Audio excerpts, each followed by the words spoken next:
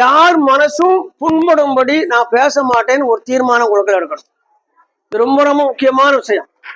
ஏன்னா நீங்க செய்த எல்லா நற்செயல்களும் நீங்க விடக்கூடிய ஒரே ஒரு தீய வார்த்தையினால அவ்வளவுமே அழிஞ்சிரும். அவங்க நம்ம மேல வெறுத்துருவாங்க நம்மள. அப்ப நம்ம எப்படி இருக்கணும்? தீய வார்த்தைகளை சொல்லக்கூடாது, பிறருடைய மனசு புண்படுத்தக்கூடாது. மனசு புண்படுத்த சம்பந்தம் ஒரு திருக்குறள் இருக்க, என்னது? தீனால் சுட்டமுன் உள்ளாரும் ஆறாது நாதினால் சுட்டவன். ரொம்ப ஒரு முக்கியமான ஒரு அருமையான ஒரு குரல் இது. ஞாபகத்துல நம்ம எல்லாம் வச்சிருக்க. குறிப்பா ஆண்களை விட பெண்கள், உங்களை குறைச்சலாம் சொல்லல, நீங்க அதிகமான பிரச்சனை சந்திக்கக்கூடியவனா உங்களுக்கு சொல்றேன். நான் ஆண்களுக்கு சந்திக்கக்கூடிய பிரச்சனை ரொம்ப கம்மி. பெண்களாக உங்களுக்கு தான் திரும்பி இடமெல்லாம் ரொம்ப செழிப்பான முறையில் பிரச்சனை இருக்கு. எங்க பார்த்தாலும் சரி. ஏன் அப்படின்னா, நீங்கள் எப்பொழுதும் யாரையாவது சார்ந்து வாழக்கூடிய நிலையில இருக்கிறீங்க. அப்போ உங்களுக்கு நீங்க யாரை சார்ந்து இருக்கிறீங்களோ அவங்க மூலம் உங்களுக்கு பாதுகாப்பு கிடைச்சா தான் நிம்மதியா இருக்கும். அப்ப அந்த பாதுகாப்பை நீங்க அடையணும்னா நீங்க உங்களுக்கு குவாலிட்டி என்ன செய்யணும்? நீங்க இம்ப்ரூவ்மெண்ட் பண்ணணும். அப்போ நீங்க முதல்ல யார் மனசும் புண்படும்படி பேசக்கூடாது. அப்படி ஒரு வேளை மனிதனுக்கு அடிப்படையில நீங்க ஒரு தவறான வார்த்தை சொல்லிட்டா அந்த இடத்துல அப்படியே ஸ்டாப் பண்ணி நிறுத்திட்டு என்ன பண்ணுங்க, யார்கிட்ட அந்த வார்த்தை விட்டுங்களோ தனியா போய் அவங்கள்ட்ட மன்னிப்பு கேளு. நம்மகிட்ட பொதுவாக எல்லாருக்கு முன்னாலும் மன்னிப்பு கேட்க என்ன செய்யும்? தன்மானம் தடுக்கும். எல்லாரும் முன்னாலே எல்லாரும் கேவலப்படுத்த நமக்கு எந்த பிரச்சனையும் இல்லை. எல்லாரும் முன்னாலேயும் மன்னிப்பு வைக்கிறது ரொம்ப கஷ்டப்படுவோம். அதனால உங்களுக்கு ஒரு சலுகை என்னன்னா, தனிப்பட்ட முறையில நான் கொஞ்சம் நினைச்சிட்டேன், அவசரப்பட்டுட்டேன், தெரியாம பேசிட்டேன், மனசுல வச்சுக்க, மன்னிச்சுக்கோ. நீ மன்னிச்சுட்டேன்னு சொல்லாதான் அங்கிருந்து போவேன்னு சொல்லி பாருங்க. அவங்க தான் உங்களுக்கு திக் ஃப்ரெண்டா இருப்பாங்க. முடிஞ்சு வச்சு ஈஸியா அவங்கள நீங்க கையில எடுத்துடலாம். அப்புறம் நீங்க என்ன சொன்னாலும் கேட்பாங்க. ஏன் அப்படின்னா, நீங்க கேட்ட அந்த உண்மையான மன்னிப்பு இருக்கு இல்லையா, அது மிகப்பெரிய அன்பு பாராட்டுது. எல்லாத்தையுமே மன்னிப்பு கேட்க மாட்டோம் நம்ம. அப்ப யாரையுமே நம்மளுடைய வார்த்தையால் இழந்து விடக்கூடாது. இது ரொம்ப முக்கியமான விஷயம். நிறைய உறவுகள் இன்னைக்கு குடும்பங்கள்ல துண்டிக்கப்படுறதுக்கு என்ன காரணம்? நீங்க முதல்ல சொன்னீங்க, மாமியார் பிரச்சனை சொன்னீங்க. அங்க என்ன பிரச்சனை? உறவுகள் துண்டிக்கிறதுக்கு என்ன காரணம்? கடுமையான வார்த்தைகள். கடுமையான வார்த்தைகள் வரும் பொழுது உறவு என்ன செய்யாது? விளையாது. உறவு அழிஞ்சிரும். உறவுகளை அழிச்சு கொள்றோம்னு சொன்னா மிருகத்தை விட நம்ம கேவலம். ஒரு நாய் 4 குட்டி போட்டு 4ஐயும் எவ்வளவு பக்குவமா அது தனியா உணவு தேட அளவுக்கு பயிற்சி கொடுத்துதான் விடுது. அந்த அளவுக்கு ஒரு நாய் கூட என்ன செய்யுது? உறவு துண்டிக்காம தன் குட்டிகளை அரவணைச்சு 4க்கும் ஒரே நேரத்துல பால் கொடுத்து 4க்கும் உணவு கொடுத்து வளர்க்கு. நீ வெயிலானாலும் மழையானாலும் சின்ன சின்ன பறவைகளை பாருங்க, கூடு கட்டி என்னமா பாதுகாக்குது. நம்மளை விட அதெல்லாம் திறம்பட அதுக்கு கொடுத்த டியூட்டி அழகா செய்துகிட்டு இருக்கு. நாம தான் என்ன செய்தோம்? கொஞ்சம் வயசு வந்த உடனே நான் பெரிய ஆள் ஆயிட்டேன், இனிமே யாரும் கட்டுப்பட வேண்டாம், சுதந்திரமா இருக்கும்னு நினைக்கிறீங்க. சுதந்திரம் இன்னைக்கு அடைஞ்சிருக்குன்னு தெரியுமா? தீமைகள் தான் சுதந்திரம் அடைஞ்சிருக்கு. இன்னைக்கு நாட்டுல தீமை அடைஞ்சிருக்க, சுதந்திரம் அடைஞ்சிருக்க யாரு? தீமைகள் தான் சுதந்திரம் அடைஞ்சிருக்கு. நீ பாக்குறோம், கல்லூரிக்குள் கொலை, கல்லூரிக்குள்ள கொலை நடக்கு. பாதுகாப்பா நல்ல கல்வியை கற்கக்கூடிய மிக அருமையான ஒரு கேம்பஸ், அதுக்குள்ள அடித்து கொள்ளப்படுகிறான் ஒருவன். காரணம் 1000 இருக்கலாம். அந்த செயல் கடுமையான செயல். உண்டா இல்லையா? அப்ப கல்லூரிக்குள்ளேயே என்ன செஞ்சிருது? இப்போ தீமைகள் பரவி நம்மளை எல்லாம் திசை திருப்ப ஆரம்பிச்சிருக்கு. நீங்க ரொம்ப கவனமா இல்லைன்னு சொன்னா மிகப்பெரிய நஷ்டத்தை உங்களுக்கு ஏற்படுத்தி தந்து. ரொம்ப கவனம் தேவை. இங்க வந்திருக்க, நீங்க எதுக்கு வந்திருக்கிறீங்கன்னா படிக்க வந்திருக்கிறீங்க. அந்த நேரத்துல ஜாலியா இருக்க தப்பா இல்லையா? தப்பே இல்லை. ஆனா ஜாலியா இருக்கிறது மட்டும்தான் தப்பு. பெரும்பாலும் பிள்ளைகள் எப்படி இருக்கியா? ஒரு 4 நாளைக்கு முன்னால நம்ம காலேஜ் ஸ்டூடெண்ட் தான் நினைக்கிறேன், ஒரு பொண்ணு பக்கத்துல இருக்கிறவங்க என்ன பண்ணிருக்குன்னா, டீ சாப்பிட வந்தவங்களுக்கு இருக்கு இடமில்ல இருக்கிறதுக்கு, நின்றுகிட்டே இருக்கிறாங்க. இது அப்படியே டீயை கொஞ்சம் குடிக்கும், செல்போன் பார்ப்போம். டீயை குடிக்க ரொம்ப நேரம் ஆச்சு. கொஞ்சம் ரிக்வஸ்ட் பண்றாரு, அம்மா நீங்க சீக்கிரம் குடிச்சா தானே நாங்க உட்கார முடியும். சொன்னதுக்கு எவ்வளவு தைரியம் தான் என்கிட்ட நீ இப்படி வார்த்தையை சொல்லுவேன்? உன்னை என்ன பண்ணுவேன்னு எனக்கு தெரியாது. அந்த பிள்ளைக்கு அதிகபட்சம் போனா 17 வயசு இருக்கு, இல்லை 18 வயசு இருக்கு.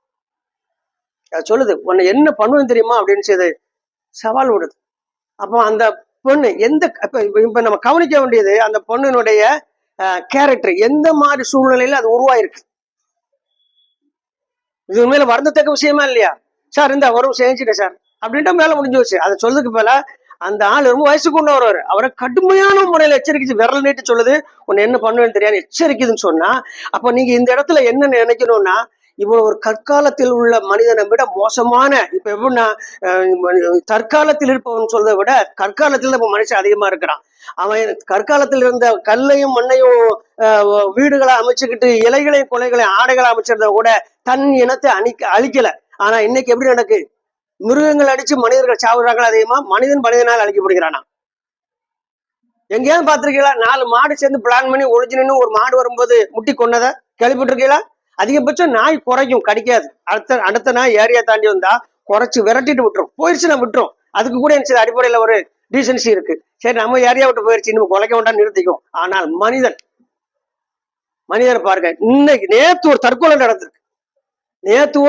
நடந்திருக்கு. அதான் நேத்து நைட்ல உள்ள கெட்டிங் செய்தி. அதுதான் என்ன அப்படின்னு சொன்னா, பைக்ல வேகமா வந்த பையன் இவன் மேல மோதிட்டான். அதுல 2 பேரும் வாக்குவாதம் வந்திருக்கு.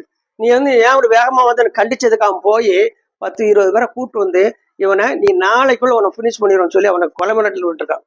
அவன் ஏதோ அந்த இடத்துல பேசிட்டாங்கன்னு விட்டுட்டு போயிட்டான். வீட்டுக்கு போன போற 4 பேரும் வீட்டிலே மிரட்டிருக்காங்க. அவன் பயத்துல விடியதுக்கு போறவா அம்மா பாக்குறாங்க, தூக்கு போட்டு தூங்குறான்.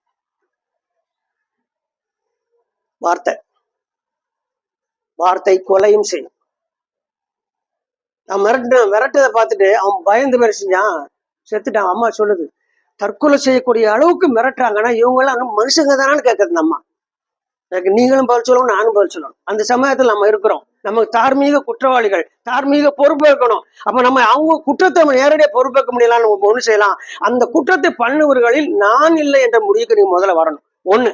2, என்னால் இயன்ற வர சமுதாயத்துக்கு, என் குடும்பத்திற்கு நான் சீர்திருத்தத்தை நான் செய்வேன், கொண்டு வருவேன். நான் எல்லாரையும் நேர்வழிப்படுத்துவேன்.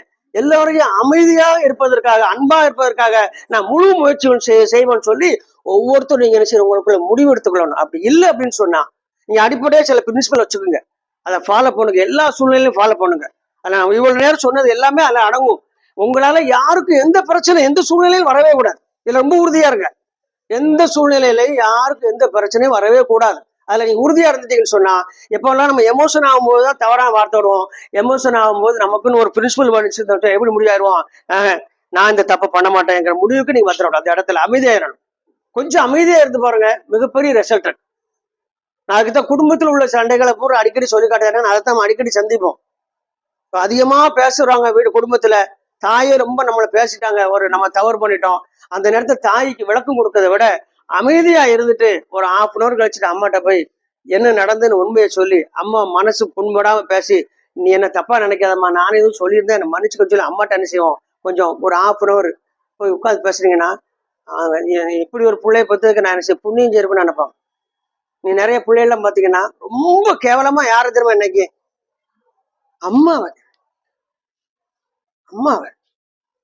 உலகத்துல யாரனாலும் மன்னிக்கலாம், தாயை மதிக்காதவங்கள மன்னிக்கவே முடியாது. கொலை குற்றத்தை விட கொடுங்குற்றம் அது. ஏன் தெரியுமா? அவங்க பண்ண தியாகத்துல உருவானவங்க தான் நாம. நம்மள ஒன்றும் ஃபேக்டரியில ஆர்டர் கொடுத்து செஞ்சு வாங்கல. நம்ம கலரு, ஹைட்டு, வெயிட் எல்லாம் ஃபேக்டரியில ஆர்டர் கொடுத்து செய்யல. அவங்க பையில சுமந்தாங்க. என்னைக்கு நம்ம கருவானமோ அன்னைக்கு பிடித்தமான உணவெல்லாம் விட்டவங்க. எல்லாரும் உறங்கக்கூடிய நேரத்துல உறங்க முடியாம தவிச்சவங்க. குழந்தை பிறந்த பேர் பாத்தீங்கன்னா, இப்போ லேட்டஸ்ட் பிள்ளைகள்லாம் பாத்தீங்கன்னா விடிய விடிய உட்காந்துட்டு காலையில் 4:30 மணிக்கு தான் உறங்குது. இப்போ உள்ள பிள்ளைகள் ரொம்ப ஜென்ரேஷன் அப்படியே இருக்கு. ரொம்ப அப்டேட்ல பிறந்திருக்கும். நிறைய இன்ஜெக்ஷன் எல்லாம் போட்டு பிறக்கிறதுனால நைட்ல ஒரு 11 மணிக்கு அப்படி எனர்ஜெட்டிக்கா உட்காந்துருது. தாய் தான் போய் 2 பேரும் இந்த விசாரணை கைதியை கோர்ட்டு கூட்டு போகுது, மாறி மாறி போலீஸ் பார்ப்பாங்களே மாதிரி, நீ கொஞ்சம் தூங்கு, நான் கொஞ்சம் என் வீட்டுல நடக்குது. இல்ல 2 பேரும் தூங்கிட்டா பெட்ல இருந்து உருண்டு குழந்தை கீழே விழுந்துருது. அதுக்கு பயந்து போய் மாறி மாறி முடிச்சுக்கிட்டு இருக்காங்க. ஆச்சரியமா இருக்கு. ஒரு இடத்துல 7-8 பெறும்போது அந்த பிரச்சனை இல்லை, பெத்து போட்டா வளர்ந்துரும்.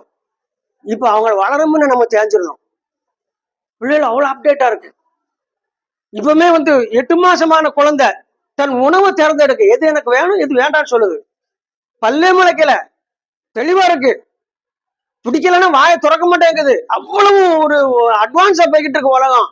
ஆனா நாமும் என்ன எல்லாமே என்ன செய்யலாம், சாதாரணமா எடுத்துக்கிறோம். நாமளும் ரொம்ப உஷாரா இருக்கணும். நம்ம குழந்தை விஷயத்துல எப்படி, அது மாதிரி குழந்தைகள் பிறந்தோன்னு பாத்தீங்கன்னு சொன்னா, தாயும் தந்தையும் சேர்ந்து ஒரு தூக்கத்தை என்ன செய்யறாங்க, இழக்கிறாங்க. உணவு இழக்கிறாங்க, அவங்களுடைய ஓய்வு நேரத்தை இழக்கிறாங்க. எல்லாத்தையும் தாண்டி குழந்தை ஒரு பாத்ரூம் போயிட்டா கூட நினைச்சாங்க, ஓடி தூக்கி அதை சுத்தம் பண்ணி அந்த குழந்தைய மார்போடு அணைச்சு அப்படிலாம் வளர்த்த நாம கொஞ்சம் ஒரு 12-13 வயசு ஆன உடனே எல்லாம் எனக்கு தெரியும் நினைக்கிற தெரியுமா? நம்ம போல அயற்கீசனம், நம்ம போல துரோகம் பண்ணக்கூடிய புத்தி எதுவுமே கிடையாது. உண்மையில தெரியாது நமக்கு தெரியாது. எப்படி சின்ன குழந்தைக்கு தீ சுடுன்னு தெரியாது. எப்போ வரைக்கும் தெரியாது, அது கை வைக்கிறவங்க தெரியாது. தாய் உட்காந்து பாத்துக்குவா. ஆனா இப்போ உங்களுக்கு எதெல்லாம் சுடுன்னு தாய்க்கு தெரியும், ஆனா உங்களை வெளியில் விட்டுருந்தாங்க, உங்களுக்கு தெரியாது. சுட்ட பிறகு நீங்க வீட்டுக்கு போறீங்க. அதனால சில தாய் தந்தைகள் தற்கொலை செய்து கொள்றாங்க. உங்களை பெத்த காரணத்துக்காக அவங்க என்ன செய்றாங்க, உயிரை மாய்த்து கொள்ளக்கூடிய ஒரு அவல நிலை இந்த சமுதாயத்தில் நம்மால ஏற்படுதுன்னு சொன்னா, அப்ப நம்மை விட ஒரு இழி பிறவி யாருமே இருக்க முடியாது. ஆகையால் நம்மால யாருமே கஷ்டப்படக்கூடாது. நம்ம ஒரு கோல் செட் பண்ணோம்னா முதல்ல தாய் தகப்பன் கஷ்டப்பட விடலாமா? எப்படி பார்த்துக்கணும் அவங்கள? என் புள்ள கரெக்டா இருப்பா, என் புள்ள சரியா இருப்பா, என் புள்ள தப்பு பண்ண மாட்டான், அந்த நம்பிக்கை எல்லாருக்குமே இருக்கும். அதை உண்மைப்படுத்த நம்ம மேல கடமை. எல்லா தாயும் பிள்ளைகள் நம்புவாங்க. ஆனா தெரிஞ்ச பிறகு விஷயம் தெரியுமா, கணவனுக்கு தெரியாம மனைவி மறைப்பாங்க, புள்ள மேல தகப்பனார் கோவப்பட கூடாதுன்னு. அதுலதான் பிள்ளைலாம் கெட்டு போகுது. கடைசி வரைக்கும் வளர்த்து வளர்த்து அந்த பிள்ளைய அடைச்சு அடைச்சு மறைச்சு மறைச்சு ஊர் உலகமெல்லாம் பேசிக்கிட்டு இருக்கும், வீட்டுக்குள்ள இருக்கிறவருக்கு தெரியாது செய்தியை வந்து மறைச்சு வச்சு. பெரிய தவறு. ஆகையால் நீ என்ன பண்ணணும்னு சொன்னா, முதல்ல நீங்க உண்மையா இருக்கக்கூடியது தாய் தப்பன் உண்மையா இருக்கு. தாய் தப்பன் உண்மையா இருக்க ஆரம்பிச்சிட்டீங்கன்னா உலகத்துல எல்லா உறவுடைய இடத்துல நீங்க என்ன செய்வீங்க, உண்மையா இருப்பீங்க. இப்ப நான் சொன்னேன் இல்லையா, மாமியார் தான் நமக்கு மோசம்னு சொல்லி. அப்போ இன்றைய மருமகள் வருங்கால, அப்ப இன்னைக்கு என்னமெல்லாம் நம்ம மாமியாரை கொடுக்கமோ அது எப்போ கிடைக்கும் நமக்கு, நம்ம மாமியார் போஸ்டுக்கு வரும்போது நமக்கு திரும்ப ரிட்டர்ன் கிடைக்கும். நான் ஆஸ்பத்திரியில ஒரு அம்மா சொன்னாங்க, அதுக்கு அந்த பொண்ணுக்கு மாமியார்னாலே பிடிக்காது. என்னமோ புருஷன் வானத்துல இருந்து குதிச்சு பிளேட்ல இருந்து பாராசூட்ல வந்த மாதிரி நினைச்சுக்கிட்டு இருக்கு. அது ஃபர்ஸ்ட்ல ஒரு பையன் பார்த்தப்போ அந்த பொண்ணோட சின்னம்மா சொன்ன இன்னும் காதல இருக்கு, இப்படித்தான் உன் மாமியார் வலிச்சு பத்துருப்பா, கொஞ்சம் மதிச்சுக்கா அப்படின்னு. கடுமையான வார்த்தை, அது சின்ன வார்த்தை இல்ல, ரொம்ப அழகா சொல்லுது பாரு அந்த இடத்துல. இப்படித்தான் உன் மாமியார் வலிச்சு பத்துருப்பா முள்ளைய, நீ கல்யாணம் முடிச்ச உடனே உன் மாமியாரு உன் மகன் சேரக்கூடாது. எனக்கு எந்த நாளைக்கு உன் மகன் இதே மாதிரி செஞ்ச உன்னால ஏத்துக்கிட முடியுமா? நீங்க எவ்வளவு பெண்கள்லாம் கண்டிஷன்ல என்ன தெரியுமில்ல, முதல்ல பையன் நல்ல ஜாப்ல இருக்கணும், தப்பு இல்ல. நல்லா அழகா கலரா இருக்கணும், தப்பே இல்லை. மூணாவது கண்டிஷன் தெரியுமா, கல்யாணம் முடிச்சோம் என் கூட மட்டும் தான் இருக்கணும், தனியா வந்துடணும். இது வந்து ஒரு எப்படின்னா அரசு நிலத்துல வீடு கட்டிட்டு வந்து புல்டோசர் வச்சு இடிக்கிற கதை. இது எவ்வளவு பெரிய தவறு இது. திருமணம் அந்த பெண்ணை தேடுனது யார்தான் தேடி இருப்பா? அதான் வரன் பார்த்து திருமணம் முடிக்க யார் வரன் பாக்குறா? அப்பா அம்மா தானே. அப்ப உன்னை கொண்டு வந்து வீட்டுக்குள்ள என்ட்ரி கார்டு போட்டது யாரு? நீ வந்தவொன்னு அவங்களோட காடை கழிய எந்த வகையில நியாயம்? அப்ப நம்ம எப்படி வந்து ஒரு நியாயமான ஆளா இருக்க முடியும்? அப்ப அதே இது நாளைக்கு நமக்கு நடக்குமே, ஆனால் நம்மளாம் ஏற்றுக்கொள்ள முடியுமா? ஆக தாய் தந்தை விஷயத்துல நீங்க மாமனார் மாமியார இரண்டாம் தாய் தந்தையா பாருங்க. ஒருவேளை அவங்க தவறே பண்ணட்டும், பொறுத்து கொள்ளுங்க. நீங்க அவங்கள ஈஸியா நல்ல வலிச்சு விடாது. நிறைய வழிகள்லாம் இருக்கு, அதை நம்ம செய்ய மாட்டோம். என்ன தெரியுமா, உன் மாமியார் கடுமையா உங்களை மோசமா பேசும் பொழுது நீங்க என்ன பண்ணுங்க தெரியுமா, அங்கங்க நின்றுக்கிட்டு கிச்சன்ல நின்று முணங்க கூடாது. நிறைய பேர் அதை செய்வாங்க, அதுதான் அவங்களுக்கு வேகத்தை கூட்டும். சேரை எடுத்துட்டு போய் பக்கத்துல போட்டு உட்காருங்க. திட்டும் போது ஒரு சேரை கொண்டு போய் பக்கத்துல போட்டுக்கிட்டு மாமியார் திட்டதை பாருங்க. முடிஞ்சா கன்னத்துல கை வச்சு என்ன செய்ய, ரசிச்சு பாருங்க எப்படி திட்டுதுன்னு பார்த்தோம். ஆஃப் ஆயிரும், ஆஃப் ஆயிரும். முதல்ல ஆஃப் ஆக்க பார்க்கணும். அப்படியே பால் கொதிச்சு நம்மள என்ன செய்யணும், அடுப்பு ஆஃப் பண்ணணுமா கூட்டணுமா? நம்ம எல்லாம் கூட்டிட்டு பால் கொதிக்க கூட நினைச்சுக்கிட்டு இருக்கோமே, எப்படி சரியா வரும்? தீஞ்சு போகும், இல்லைன்னா எல்லாம் கொட்டி போயிடும். இதான் வாழ்க்கையில் நடக்க பெரிய பெரிய தவறுகள். எல்லாத்துக்குமே காரணம் என்னன்னா ரெண்டே தான். ஒண்ணு, நாம விடக்கூடிய வார்த்தை, அடுத்து நாம கையாளக்கூடிய பொறுமை. அது ரொம்ப முக்கியமான விஷயம். வார்த்தையும் நல்லதா இருக்கணும், பொறுமையும் கையாளணும். இந்த ரெண்டையும் நீ செய்யும் காலங்கள்லாம் நல்லா விளக்கிறேன். நீங்க இல்லாம உங்க குடும்பத்துல ஒரு ஃபங்க்ஷனை டிசைட் பண்ணவே மாட்டாங்க. அவன் வரட்டுன்றான், அவன் வந்தா தான் நான் பேசுவேன். யார் சொல்லுவான்? சில இடத்துல மாமியார் சொல்ல, அவங்க விவரமானவா, அவன் வரட்டும் அப்புறம் பேசிக்கலான்றோம். அந்த இடத்துக்கு வந்தா நீங்க பாஸ். காலேஜ்ல ஒரு ப்ரோக்ராம் பண்றாங்க, முதல்ல எந்த மாதிரிமா வச்சுக்கலாம்னு சொல்லி ஒரு 4 பிள்ளைகள் தான் கூட்டு கேட்பாங்க. அந்த இடத்துக்கு நீங்க வந்தா தான் பாஸ். காலேஜ்ல அதான் பாஸ். நீங்க சர்டிபிகேட்ல பிரச்சனை இல்லை, சைக்கோ கூட 100 மார்க் எடுத்துருவான். சைக்கோ கூட அப்படியே மனப்பாடம் பண்ணி 100க்கு 100 எடுத்துருவான், வாழ்க்கையில் ஃபெயில் ஆயிடுவான். நம்ம வாழ்க்கையில உயரணும். வாழ்க்கையில் உயர்வதற்கு இந்த மாதிரி அடிப்படை விஷயங்கள் நீங்க நிறைய தெரிஞ்சு வைக்கணும். ஏன் அப்படின்னு சொன்னா, இன்னைக்கு வந்து பாத்தீங்கன்னா பிள்ளைய கட்டி கொடுத்துட்டு ஒவ்வொரு தாய் தகப்பனும் வயத்துல நெருப்பு, முன்னால கட்டி கொடுக்க முன்னால நெருப்பை கட்டுவாங்க, இப்ப கட்டி கொடுத்து நெருப்பை கட்டுறாங்க. என் பிள்ளை எப்படி இருக்கும், நல்லா இல்லையா, நல்லா இருக்கா, நல்லா இல்லைன்னு பயம், என்ன பண்றாங்களோ தெரியலையான்னு. ஆகையால நீங்க வந்து உங்களை பாதுகாத்துக்கிறவும் தெரியணும், பிறரை பாதுகாத்துக்கிறவும் தெரியணும். இந்த 2 பயிற்சியும் சேர்ந்த மாதிரி எடுக்கணும். அதுக்கு சரியான பருவ காலம் எதுனா இதுதான். இந்த காலேஜ்ல இந்த பருவத்துல நீங்க எதையெல்லாம் உங்களுக்கு கொண்டு வரீங்களோ அதெல்லாம் பலனை உங்களோட லைஃப்ல அனுபவிப்பீங்க. எதை கொண்டு இருந்தாலும் சரி, நல்லதா இருந்தாலும் சரி, மேபி கெட்டதா இருந்தாலும் சரி, நீ எதை உங்களுக்கு வேணும் விரும்புறீங்களோ அதை இன்னைய காலகட்டத்தில் என்ன செய்ய உங்களுக்குள்ள கொண்டு வாங்க. ஆகையால இனி வரும் காலங்களில் நாம மக்கள் இடத்துல எப்படி இருக்கணும்னு சொன்னா, நம்மளை தூரத்துல பார்க்கும் பொழுது அவங்க முகம் மலரணும். வந்துட்டாப்பா அவர்கிட்ட சொன்னா இதுக்கு ஒரு தீர்வு கிடைக்கும்.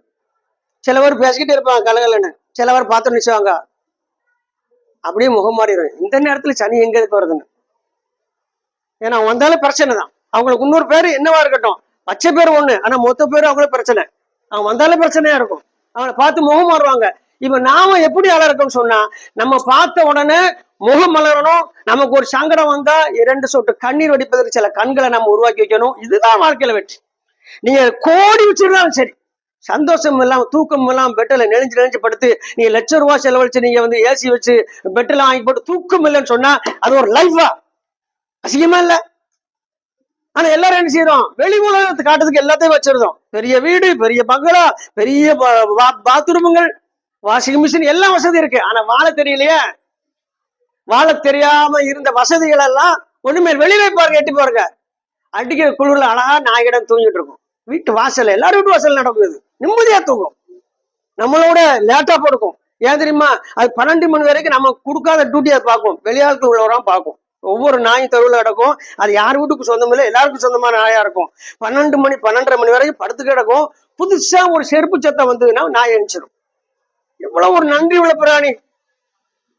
அது நம்மளோட செய்து லேட்டா படுக்க நம்மளோட முன்னாலே எழுச்சிடும். 3:30 மணிக்கு நாய் எழுச்சிடும். 3:30 மணிக்கு 4 மணிக்கெல்லாம் ரெடி ஆயிரும்.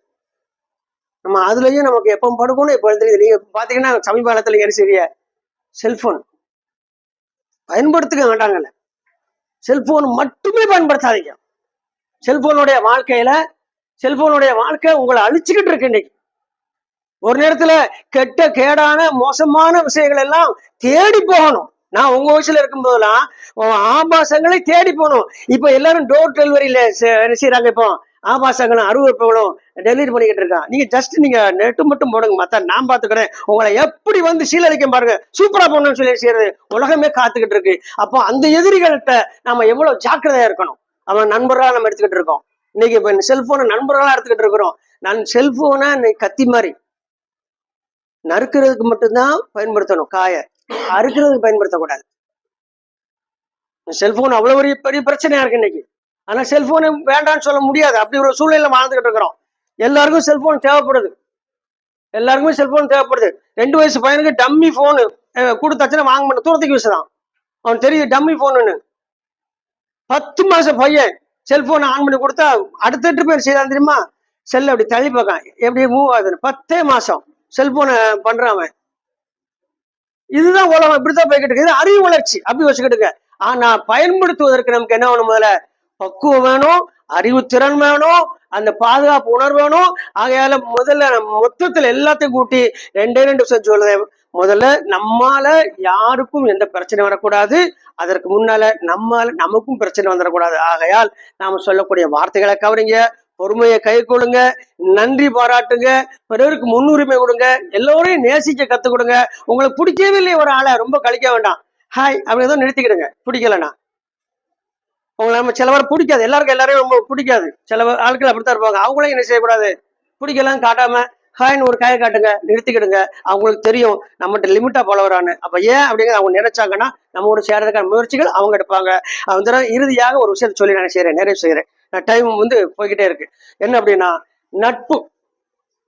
நட்பு தான் உங்களுடைய வருங்காலத்தினுடைய ஃபவுண்டேஷன், அடித்தளம். இன்னைக்கு நீங்க யாரை தேர்ந்தெடுத்திருக்கீங்களோ, எந்த கேரக்டர் உங்களோட ஃப்ரெண்ட்ஸா தேர்ந்தெடுக்கீங்களோ அதுதான் உங்களுடைய எதிர்கால வாழ்க்கை. ரொம்ப ரொம்ப முக்கியம். நட்பு என்பது சாதாரண விஷயம் கிடையாது. நட்பு என்பது அப்படின்னா 2 பேர் உள்ளங்கள்ல ஒருத்தர் மேல ஒருத்தர் பாசம், ஒரு அன்பு வந்தா தான் அந்த நட்பு உருவாகும். அப்பேற்பட்ட ஒரு அன்பு பாராட்டக்கூடிய அந்த உறவு நாம எப்படி தேர்ந்தெடுக்கணும்னா, நம்மை விட குவாலிட்டியான ஒரு பொண்ணை தேர்ந்தெடுக்கணும். எப்பவுமே நம்ம கீழே உள்ளவங்க தேர்ந்தெடுக்கூடாது. பணத்துல கீழே உள்ளவங்க தேர்ந்தெடுங்க, குணத்துல மேல உள்ளவங்க தேர்ந்தெடுங்க. ஏன்னா பணத்துல உங்களோட மேல உள்ள தேர்ந்தெடுத்தா நீங்க அவங்களுக்கு என்ன செய்யணும், எப்பமோ டிஷ்யூ பேப்பரா யூஸ் பண்ணுவீங்க. குணத்துல மேல உலக தேர்ந்தெடுங்க. அப்ப அந்த குணத்தும் நமக்கு வரும். யாரோடு நாம் சேர்கின்றோமோ அவராக மாறி விடுவோம். இது இயற்கை.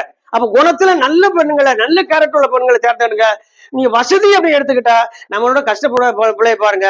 சில நம்ம பார்க்க நம்ம ஒரு நல்ல செல் வச்சிருப்போம், அதுல ஒரு பழைய செல் வச்சிருக்கோம். அது ஏக்கத்தோட பார்க்கும், அதை கவனிச்சுட்டு வரணும். முடிஞ்சா நம்ம அதுக்கு என்ன செய்யணும், அதுக்கு ஏதாவது ஃபீஸ் கட்ட முடியலையா, புக்கு வாங்க முடியலையா, நல்ல ட்ரெஸ் வாங்க முடியலையா, அதுக்கு ஒரு விசேஷ நாட்கள்ல நீங்க 4 பேர் சேர்ந்து அது கேட்பா, எங்க நாளோட கிஃப்ட்னு சொல்லி திடீர்னு சர்ப்ரைஸா ஒரு ட்ரெஸ்ஸை கொண்டு கொடுத்து பாருங்க. ஓ, நீ அப்படியே உங்களுக்கே அந்த ஆனந்தம் அப்படியே தெரியும். இப்படி லைஃப் அணுவீங்க. கொடுத்து பழவுங்க, அடுத்தவங்களை கொடுத்து பழவுங்க, அடுத்தவங்களை சிரிக்க வச்சு நீங்க பார்த்து ரசிங்க. அடுத்தவங்களை அள வச்சு பாத்திரக்கூடாது, சாபம். அடுத்தவங்களை சிரிக்க வைங்க, அவங்க உள்ளம் சந்தோஷமா இருக்கிறதுக்கான அத்தனை காரியங்களும் செய்யுங்க. இதை எல்லாரும் செய்து கொண்டே போகும்போது உங்களுக்கு வரக்கூடிய எதிர்கால உறவுகள், கணவன் மனைவி நாத்தனார் குழந்தைகள் எல்லாமே நம்மை மகிழ்ச்சிக்கூட உறவுகளா கிடைக்கும். ஏன்னா நீங்க இன்னைக்கு விதைச்சிட்டு போறிய, அது முளைச்சு உங்களை பலன் தரும். திடீர்னு எதுவுமே நடந்துடாது, ஏன் வச்சுக்கோங்க. திடீர்னு எதுவுமே நடக்காது. முற்புகழ் செய்யன் பிற்பகல் விளையும். இதுதான் உலக நீதி, இதுதான். அதனால எனக்கு எதெல்லாம் வேணும்னு நினைக்கணும், அதை நான் இப்பவுமே செய்துட்டோம்னா எனக்கு எடுத்துக்கொண்டே இருக்கும். எனவே இது போன்ற விஷயங்களை மறந்துடாதீங்க. நீங்க ஏதோ பேசுறோம், உங்களுக்கு டைம் பாஸ்க்காக நினைச்சிட தயவு செய்து. உங்க மேல உங்களுடைய ஒரு உறவுகள், உங்க சித்தப்பா பெரியப்பாவா உங்களை மாமானா இருந்து நான் செய்யறேன், உங்க அண்ணனா தம்பியா இருந்து இந்த விஷயத்த நான் உங்களுக்கு சொல்றேன். நான் சார் சொன்ன உடனே எப்பவுமே நான் வருவேன். ஆனா இன்னைக்கு நான் வரும்போது எனக்கு ரொம்ப கவலையோட வந்து தெரியுமா, எவ்வளவு ஒரு பிரச்சனையில சமுதாயத்துல நம்ம பிள்ளைகளை மாட்டிக்கிட்டு இருக்கு. அந்த பிள்ளைகளை எப்படி காப்பாற்றணுங்க ஒன்னே ஒண்ணுதான். தயவு செய்து ஜாக்கிரதையா இருங்க, தயவு செய்து ஜாக்கிரதையா இருங்க. ரொம்ப உணர்வுபூர்வமா அழகான முறையில நீங்க வாழ்க்கையை அமைச்சுக்கிடுங்க. எல்லாம் வல்ல இறைவன், நம்ம படைச்ச இறைவன் நிச்சயமாக நமக்கு எதை கொடுக்கோமோ அதை பன்மடங்கமாக தருவான். அந்த நம்பிக்கை உருவம் தான் நம்ம எல்லாருமே பாமுனி பார்ப்போம் நினைக்கிறவங்க நாம எல்லாரும் அதன்படி வாழ்வோம். நல்லதை விதைப்போம், நல்லதை அறுவடை செய்வோம் என்று எனக்கும் உங்களுக்கும் நினைவூட்டுவனாக அறிவுரை கூறுவனாக நிறைவு செய்கின்றேன்.